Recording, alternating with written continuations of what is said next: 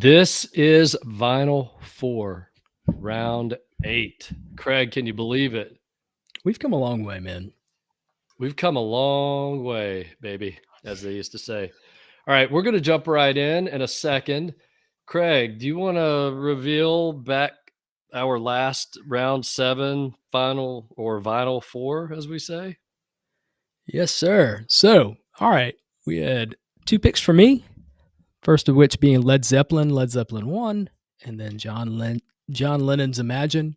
And then you had 2 picks, of course. You had The Byrds, Sweetheart of the Rodeo, and Bob Dylan and the band, The Basement Tapes. Love it. All such great albums. Hard to dispute any of them. Speaking of great albums, here we go. I get to go first this week, which means You do. little more pressure on me, but I also get a redemption round first pick. I already know what I'm doing there, but you go right ahead. Let's get things started. All right, Bring so it. you got coming in at 254, you got Bruce Springsteen, The River. Going up against 344, which is Meat Loaf, Bat Out of Hell. I know exactly where you're going. You do know exactly where I'm going because you know me well, and you know me well enough to know that I'm not a Meat Loaf fan. Never have been. I will say 2 out of 3 Ain't Bad is a phenomenal song. The rest of that record just doesn't do it for me. Meat Loaf never really did, and I'm a huge Springsteen fan, and I do think it's a little unfair. Again, these are random matchups, but matching up many albums versus The River would be tough. It's not my favorite Springsteen album. That'd be Born to Run, Born in the USA, The Rising. The River's way up there, though. It has so many great songs right out of the gate. The Ties That Bind, Hungry Heart, maybe one of the probably 3 best songs I think that Springsteen ever did. Just pure pop heaven. Crush on You, Out in the Street. It's so good. I love The River. It probably could have been one album, but we say that about almost every double album. So I'm going with The River. Sweet. All right, what you got for me? All right. What I have for you is coming in at 490 on the Rolling Stone 500, Kiss Destroyer versus 329 Sonic Youth Daydream Nation. I gotta be honest, I'm not a huge fan of either of these. I've never been a big Kiss guy. I should be. I've tried, definitely tried, and I should very much be a Sonic Youth fan. There's only a handful. Daydream Nation is good, don't get me wrong. I really enjoyed Goo, and then what's the other? Dirty. Those are the 3 that I like the most, but I'm still not hooked on any of them. So just out of the sheer fact that I know Destroyer more than I know Daydream Nation, I'm going to go Kiss Destroyer. All right. All right. Ready. You got 2 interesting matchups here. You got 2 interesting selections here. 260 Janet Jackson, The Velvet Rope versus 79 Led Zeppelin 2. Know exactly where you're going. Well, it's so hard to vote against maybe the greatest family in music history. I mean, you could say the Wilson brothers or the Jacksons, but let's just say it right now. Led Zeppelin 2, there are very few albums, period, which I would vote over top of Led Zeppelin 2. Agreed. It's one of my favorite Zeppelin albums for sure. It's got, I mean, every song's great. And I love the progression they made. Zeppelin 1, we talked about last week, one of the greatest debuts ever. Led Zeppelin 2 might be one of the greatest sophomore albums ever. It's Definitely. that good. Yep. So I'm going Led Zeppelin 2 all the way. Cool. That's what I had. Yeah, you probably had me penciled in already. All right. I actually do not have any idea where you're going here. So Portishead at 420 with their album Dummy versus James Brown coming in at number 25, Live at the Apollo. Tough choice. Very tough choice. And you know I'm a James Brown guy. I love James Brown. Live at the Apollo is iconic. One of the best live albums out there. But I'm going to go Portishead Dummy. I love that album. It just had more impact on me. James Brown came to me more from a studio's perspective than a live perspective. And Dummy just still to this day, it just blows me away. I had this song, one of the songs called Glory Box, which is one of the best songs ever. on a late night drive playlist we did for Schizophrenic Music. I just love this album so much. I think the fact that it's in this mix, it's in the top 500, makes me very happy. So I'm going to reluctantly eliminate James Brown with the thought that maybe I can pick it up later. Okay. Fair enough. If we were talking about if we could go back in time traveling, and I said, "Hey, Craig, you have a front row seat to James Brown live at the Apollo or front row seat to Portishead's first American tour," you'd say James Brown live at the Apollo 100 out Uh, of 100 times. I No? don't. No, I'm just kidding. Oh. Oh, Absolutely. that's good. Absolutely. Are you kidding me? I mean, Yeah, there's no, but you know how I am with live albums. There's I very know. few live albums that I would put up against a studio album. That's just how I Yes, am. I get it. I understand it. Had I been there, completely different scenario, and seeing them live, it's no contest. Zero I contest. agree. So, All right. all right. I'm Are ready. you ready? This one might hurt a little bit. This one might sting. All Yeah. right. Aerosmith Rocks, which comes in at 176, versus David Bowie's Station to Station, which was slotted at 325. Yeah. You know what? This actually was not as tough of a pick as I thought it was gonna be when I went back and listened to Aerosmith Rocks. It's so good. Mhm. It is it's a template blueprint type album for what hard rock was in the '80s, Yep. even down to the point of song titles that then I feel were somewhat repurposed. Rats in the Cellar, are you kidding me? Didn't Yeah. Rat have an album called Out of the Rat Out of the Cellar. Cellar? Yep. And there's the album ends with Home Tonight, which is the power ballad on there, Yep. little song called Home Sweet Home by Motley Crue. Yep. I mean, it's just such a great album. I There are parts of it that sound like Toys in the Attic, but it's fine. I'm okay with that because Toys in the Attic is great. This to me, when I was growing up, Rocks was the album that everybody referenced. I'd read articles from Nikki Sixx, interviews with all these rockers, and they all seem to reference Aerosmith Rocks. Station to Station for me, just go ahead, send the hate mail. I'm just I like David Bowie during that period, but I don't love David Bowie in that period. So actually for me, when I went back and listened to Rocks, I was convinced that Rocks was the right choice for me. That would have been my selection too. It's not Toys in the Attic to me. That's my favorite. Those are my two favorite Aerosmith albums, but hands down, I would have gone that direction. I just didn't know how you felt about that Station to Station record. All right. What you got Yeah. for me? At number 110, The Velvet Underground, Loaded versus 21, Chuck Berry, The Great 28. I'm just laughing. I'm just going to sit back and listen. All right. So I've said this before. I don't know if I said it on this podcast. I don't think so. Definitely on Revinyl, definitely on Schizophrenic Music. But The Velvet Underground Loaded is the one album that I truly love from the Velvet Underground from start to finish. It is phenomenal. And normally I would not go with a greatest hits like The Great 28, but Chuck Berry was really more of a singles guy. He had albums, don't get me wrong. I have several of the albums, but this was kind of like one of the big collections of that era. I think The Great 28 is flawless. So I'm going Chuck Berry. I'm going with the low number there at 21. That's what I figured. I was going to be surprised if you went the other direction. All right. All right. You coming in at 116, you got the Rolling Stones Out of Our Heads versus Dr. John's. Dr. John's is Gumbo, which comes in at 405. What you got? Yeah. I'm going Rolling Stones Out of Our Heads all day long. I will say this, a couple of quick thoughts on it. I didn't love I didn't love a Stones album until after this, Yeah. but the singles on here, to me, they were still kind of a singles band at this point. Oh, This for isn't sure. their best record. Yep. You probably like this even more than I do because there's a lot of great early R&B and rock on here, but if you look at just The Last Time, such a great song. Play with Fire, both originals, but Hmm. then maybe honestly, I think the song is up there with like a Rolling Stone by Bob Dylan in terms of all-time greatest iconic rock and roll songs. Is I Can't Get No Satisfaction. I don't listen to it every day anymore, but Sure. that song was so impactful when it came out. This album is great. The covers on here, they did a really good job selecting the covers that they did, whether it was a Chuck Berry or Sam Cooke cover, whatever. but the originals, that's what pushed it over the edge for me to be the album that I picked. So I'm going Rolling Stones Out of Our Heads. I would go that direction too, but I'm telling you, I don't think you're as familiar as I am with Dr. John's Gumbo, but Gumbo is phenomenal.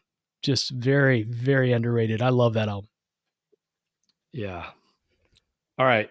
Your last one. This is so tough, and we joked about it last week. This surely demonstrates the randomness of our numbers, that we're not cooking this in the background. Radiohead coming in at 67, Kid A versus Radiohead OK Computer at 162. Mm. Mm-mm-mm. Well, let's just kill the suspense here. I'm gonna go OK Computer. Both albums were equally impactful to me. Like truly, this is a band that did 1, 2, 3 different times. Blew my mind with the transition they went from album to album.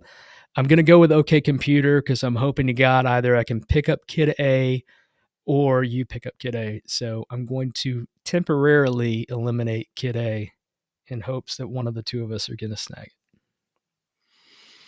All right. I will not reveal myself just yet. Let's go back through and look at the winners. As it stands right now, my selections: Bruce Springsteen, The River; Led Zeppelin 2; Aerosmith, Rocks; and the Rolling Stones, Out of Our Heads. Mm-hmm. You have Kiss Destroyer, Portishead Dummy, Chuck Berry, The Great 28, and Radiohead, OK Computer. Yep. All right.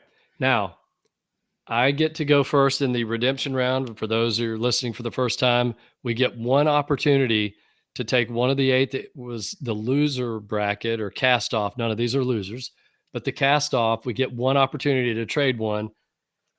Here's the pool of castaways: Meat Loaf, Bad Out of Hell; Sonic Youth, Daydream Nation; Janet Jackson, The Velvet Rope. I made a mistake earlier. I said you picked James Brown, but you did not. You picked Portishead Dummy, I right? did. Yep. Yeah. Okay. So James Brown, Live at the Apollo is available. David Bowie, Station to Station; Velvet Underground, Loaded; Dr. John's Gumbo; and Radiohead, Kid A. All right. You get the first. All right. You get the first selection. Yeah. Well, it's actually pretty easy. I am picking up Radiohead, Kid A. So Radiohead is okay. They're safe. Yep. And I am going to drop the Rolling Stones Out of Our Heads. If it was Sticky Fingers or Beggar's Banquet or Let It Bleed or Exile, whole different story, possibly. But Kid A is so good, I can't pass it up. So Yep. I'll take Kid A. So now I'm left with Springsteen, The River; Led Zeppelin 2; Aerosmith, Rocks; and Radiohead, Kid A. Sweet. All right. Well, I think mine is pretty easy.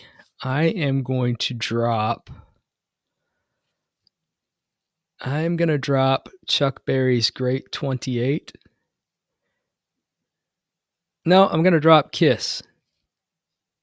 Drop the Kiss, Destroyer, and I'm going to pick up James Brown, Live at the Apollo. Snag that puppy back. I love it. That's great. I'm glad you got that back. All right. So your 4 are, do you want to go through your 4 really fast? Sure. I've got Portishead Dummy, James Brown, Live at the Apollo, Radiohead's Kid A, and a Radiohead's OK Computer. And what else do I have? So you have OK Computer, you Yep. have Chuck Berry, Yep. James Brown, and Portishead. There you go. Yep. Awesome. Okay. Well, I got first pick on the redemption round, but I also have to go first now to pick my 2 that will become part of the Vinyl 4. All right. Let's So see. Springsteen, The River; Led Zeppelin 2; Aerosmith, Rocks; and Radiohead, Kid A. I have to make a really tough choice here. I'm a huge Springsteen fan. So that one to me is almost like having to pick with the band. They're almost always going to get a pass into the next round. But in this case, The River has to go to the side. Again, if it was a couple of other albums, it would have made it through probably. Yep. So The River is out. I'm now down to Led Zeppelin 2, Aerosmith Rocks, and Radiohead Kid A. I think about it's funny because Kid A is rated higher than OK Computer, Mhm. but I would have picked the same thing. I like OK Computer better. Maybe part of that is because that was my entry point, but it was also the first album when they shifted gears into this more experimental. It's always meant so much to me. Yep. And Kid A would be a runner up.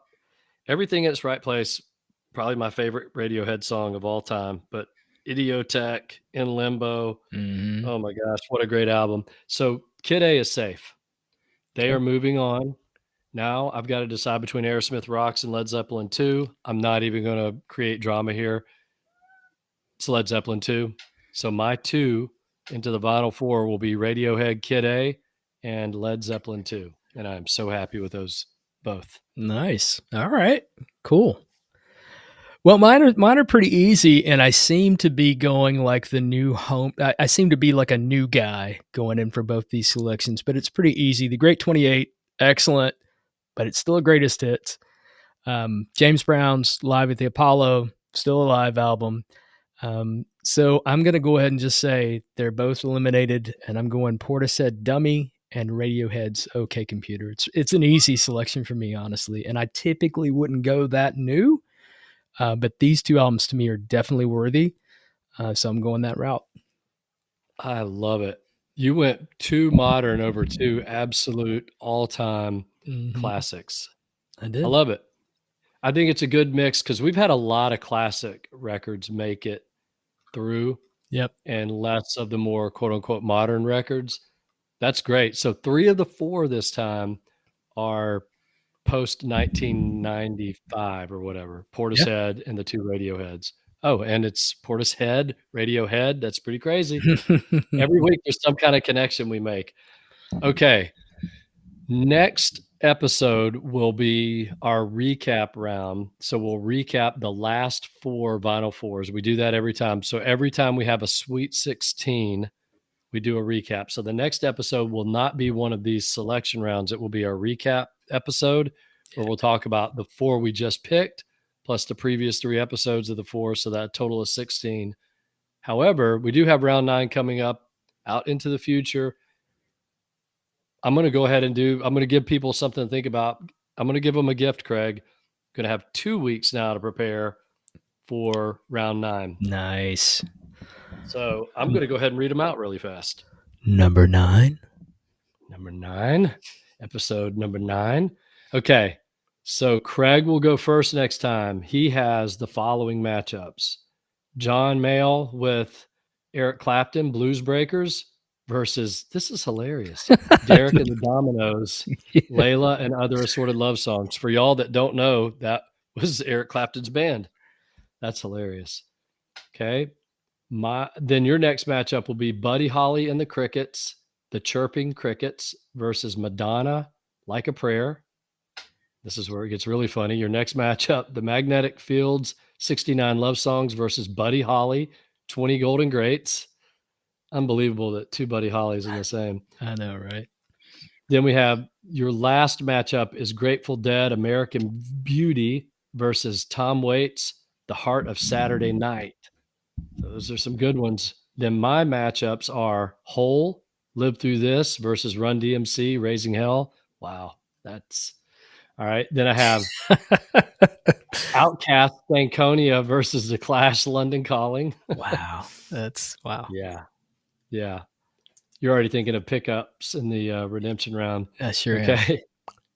Frank Sinatra, Songs for Swingin' Lovers versus Black Sabbath, Paranoid. And then finally, Al Green, Greatest Hits versus Eurythmics, Touch. Oh boy. Some of my favorite artists are in there. So this is going to be really, really fun. Yeah. Yeah. This is getting interesting too. I like some of these matchups, and we're starting to see, I feel like we've been seeing a lot of big artists, a lot of Dylan, a lot of Stones, the band, seen several Led Zeppelins, even the Radiohead, big band, right? We're starting to see some stuff that's a little bit, I don't know, maybe a little bit deeper, a little bit more underground per se. I mean, if you can be underground and be in the top 500, but still, I like some of these matchups. But you're right off the bat. I mean, this is back to back, Sean, of doing this, random number generation and coming up with Radiohead, and then the very first selection on the next round is Eric Clapton. Eric Clapton. I'm like, what are Yeah. you doing to us? Yeah, your last matchup of the previous round was Radiohead versus Radiohead. Your first matchup of the next round is Clapton versus Clapton. Right. It's crazy. Yeah. I love it. Yeah, and what's really cool in this round, one thing that I'm noticing about if there's a trend at all, it's interesting that there are 3 of these are very prominent female fronted acts, and that's Hole with Courtney Love, of Mhm. course, Madonna, and then Eurythmics with Annie Lennox. That's pretty cool. I don't know that we've had Yeah, that's a good point. 3. Yeah, and they were all such major, major stars. But yeah, this is gonna be one of my favorite rounds, I think, because there's some different stuff. We haven't seen the Grateful Dead yet. We haven't talked about them at all. Oh, And wow. here we go with one of their iconic albums. And That's right. yeah, Clapton. So, all right.